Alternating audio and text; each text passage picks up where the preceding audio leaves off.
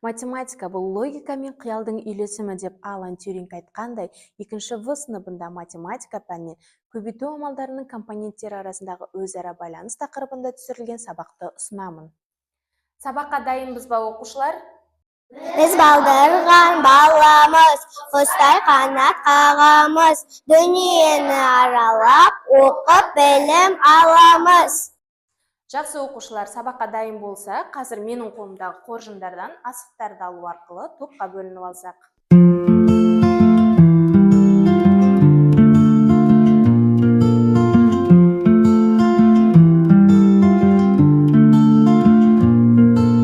Жақсы оқушылар, топқа бөлініп алдық. Бүгінгі сабақта белсенділік танытқан оқушыларға осындай асықтар беріп отырамын.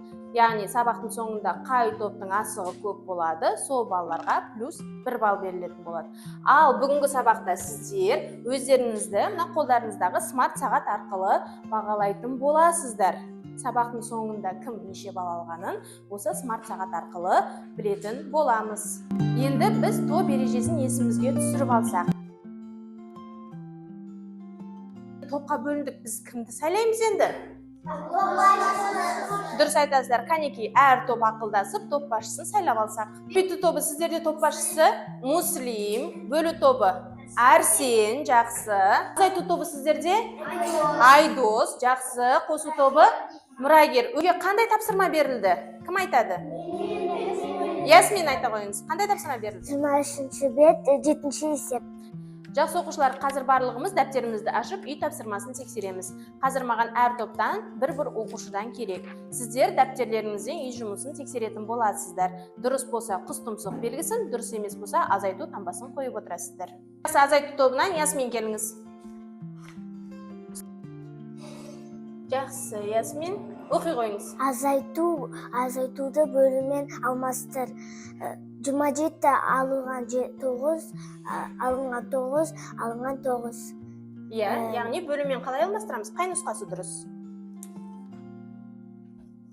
Өте жақсы. Оқушылар, сіздерде дұрыс па? Жақсы, Ясмин, өте дұрыс. Мұна сіздің тобыңызға бір асық. Келесі көбейту тобынан Нұрислам келіңіз. Оқи қойыңыз. Азайту бөлумен алмастыр. 18 азайту 6, азайту 6, азайту 6. Яғни дұрыс нұсқасы қандай қойыңыз? Өте дұрыс. Балалар, сіздерде дұрыс па? Мына сіздің тобыңызға бір асық. Жақсы оқушылар, үй жұмысын қайталап болса, бүгінгі сабағымызды түсіну мақсатында экранға назар аударыңыздар. Бүгін біз көбейту амалы жайлы білетін боламыз.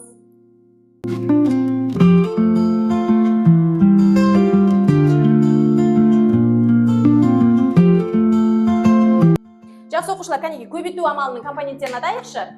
Көбейткіш, көбейтіндінің мәні. Өте жақсы. Ал енді бөлу амалының компоненттерін атайық.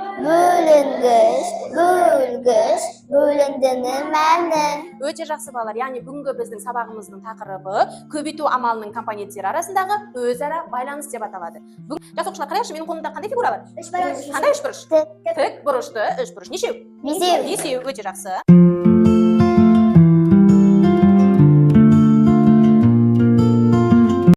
Тік бұрышты үшбұрыштан бесеу. Енді осы екі суреттен қандай өрнек құрастыруға болады? Ал 5 көбейту 2. Неге біз 5-ке 2-ні көбейттік? Тік бұрышты үшбұрыш бесеу. Екінші суретте де? Екінші суретте де бесеу. Сондықтан біз 5-ке 2-ні көбейтеміз. Ал көбейтуді біз қай амалмен тексереміз? Қосу амалмен. Кәнеке айтайықшы, 5-ке нешені қосамыз? 5-ке 5-ті неше рет қосамыз? 2 рет қосамыз. Мәні нешеге тең? 10-ға тең. Демек 5 пен 2-нің көбейтіндісі неше? 10.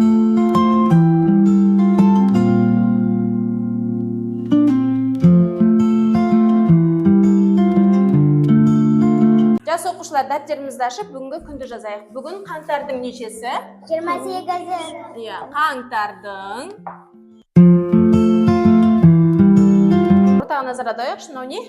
Сағат. Сағаттың неше тілі бар? Қандай? Жақсы, өте жақсы балалар. Қазір балалар, менің қолымдағы геометриялық фигуралардың бұрыштар санына байланысты сағаттың тілдеріне орналастыратын боламыз.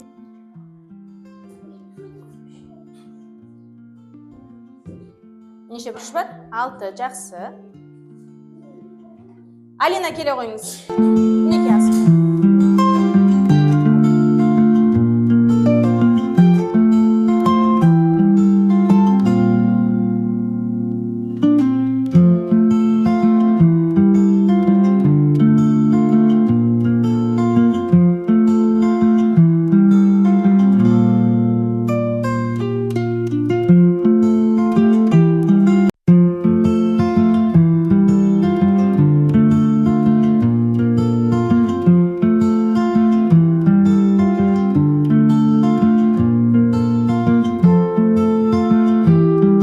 Балалар, сағаттағы сөзге назар аударайықшы, фигуралардағы сөзге. Қандай сөз шықты? Тәртіпсіз ел болмайды, тәртіпке бағынған құл болмайды. Яғни біздің аптамыздың дәйек сөзі тәртіпсіз ел болмайды, тәртіпке бағынған құл болмайды.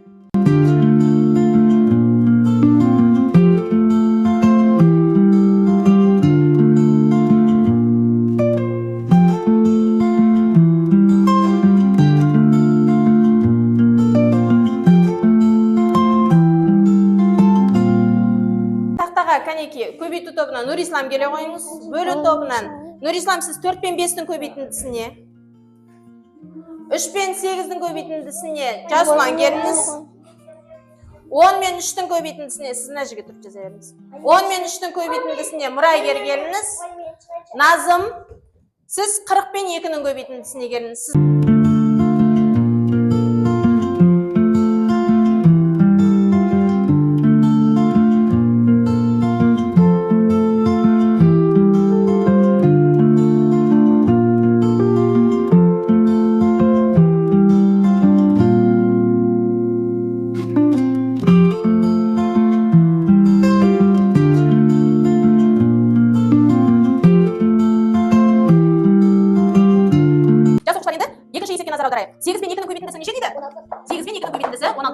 Енді 8 мен 3-тің көбейтіндісін табу үшін біз 8-ді өз-өзіне 3 рет қосып жатпай, жаңағы 8 мен 2-нің көбейтіндісі нешеге тең болды? 16-ға тең болды, және де тағы да нешені қосамыз оған?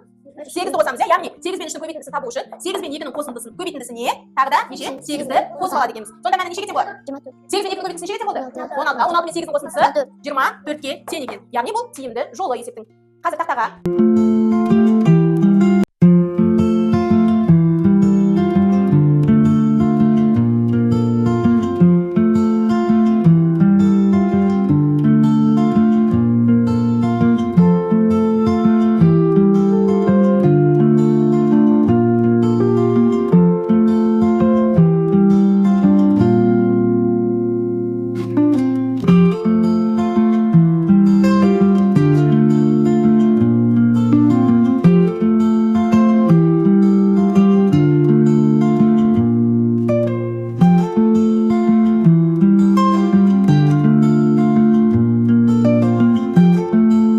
екінші есепті кім орындап болды, маған белгі береміз, мен сіздерге қосымша тапсырма беретін боламын.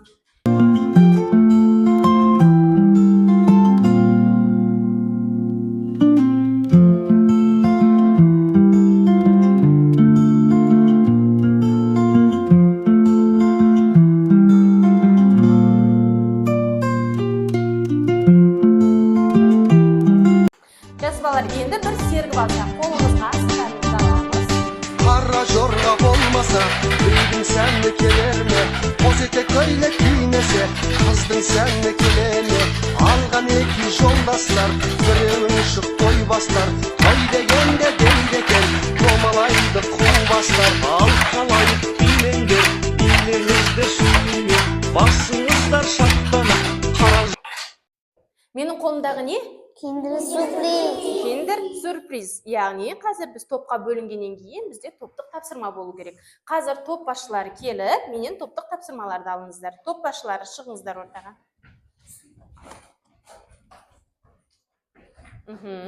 Ала қойыңыздар.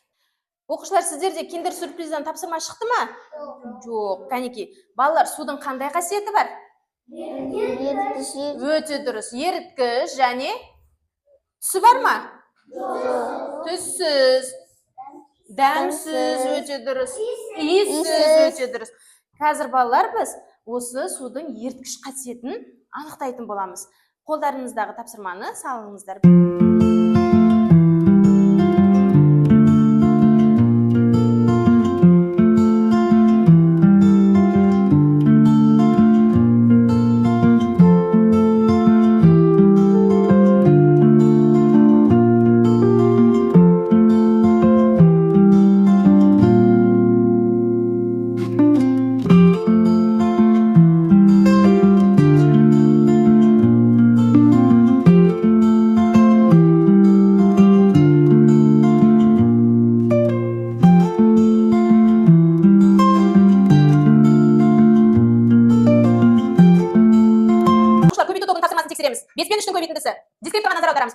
немесе табылушы муслим. Екіні өз-өзіне неше рет қостыңыздар? 5 рет. Мәні нешеге тең болды? 10, 10 мен 5-ің бөлінісі 2-ге тең, 10 мен 2-ның бөлінісі 5-ге тең. Өте жақсы. Отыра қойыңыз, тобыңызға біраз. Оқушылар топтық тапсырманы орындап болса, қазір мен сіздерге жұптық тапсырма беретін боламын. Жұптық тапсырманы орындайсыздар. Сіздер бір жұп боласыздар.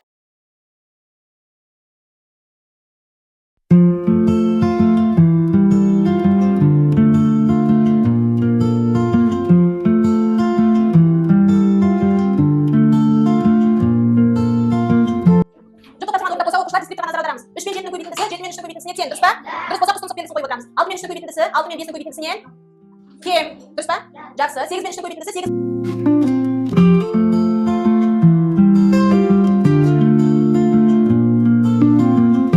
Оқушылар, бүгінгі сабағымызды қорытындылау мақсатында қазір біз сіздермен құмсағат ойынын ойнайтын боламыз.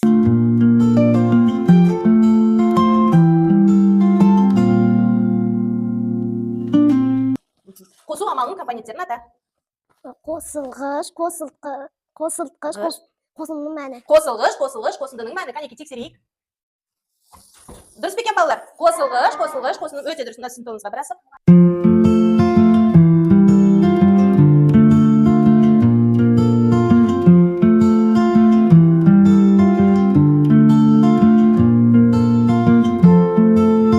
Тағы да қосу тобынан Айсұлу келіңіз. Бұл қандай бұрыш? Бұл тік бұрышты үшбұрыш. Бұл тік бұрышты үшбұрыш. Кәнеке тексерейік.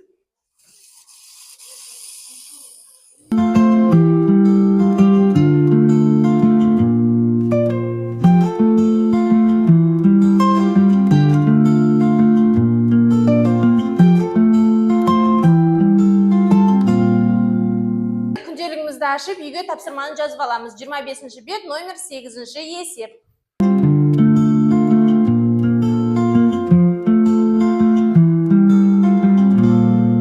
Үй жұмысын жазып алса, қазір алдарыңыздағы жинаған асықтарыңызды санап жүрсеңіздер. Қай топ көп асық жинады екен?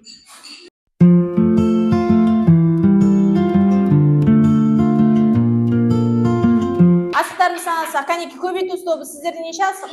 7 асық. Бөлу тобы 4 асық. Азайту тобы 6 асық. Қосу тобы 7 асық. Яғни бізде бүгін көбейту тобы мен қосу тобының оқушылары 7 асықтан жинапты. Өздеріңіз сағаттарыңызға 1 балл жазсаңыздар болады. Кәне, кімде неше балл болды? Нұрай, сізде 10 балл, өте жақсы. Айсұлу 10 балл, Ясмин 10 балл, Назым 10 балл. Тағы да кімде 10 балл балалар? Алина 10, жақсы. Кәусар 10, Муслим 10, жақсы. Өте жақсы. Ал балалар, кімде 8-7 балл? 8-7 балл. Арсен сізде неше балл? 8 балл. Нұршат сізде 8 балл, я? Жақсы. Малика сізде? Жақсы, өте жақсы. Демек, балалар, бүгінгі сабаққа біз өте белсенді қатыстық. Бүгінгі сабақ сіздерге ұнады ма? Яғни, маған кері байланыс беру мақсатында мына жерде тұрған қоржындарды таңдасаңыздар. Яғни, бүгінгі тақырыпты сіздер түсінбесеңіздер, қызыл қоржынды, тақтарыңыз болса сары қоржынды, барлығын түсінсеңіздер, жасыл қоржынды келіп бассаңыздар.